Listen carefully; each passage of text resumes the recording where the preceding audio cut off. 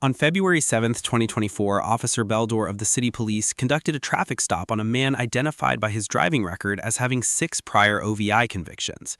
The stop was initiated after a 911 caller reported a reckless driver and claimed the driver had stated he was, quote, extremely high. The driver, cooperative throughout, was ultimately placed under arrest for driving under an OVI suspension without the required interlock device in his vehicle. The interaction that followed was captured on camera.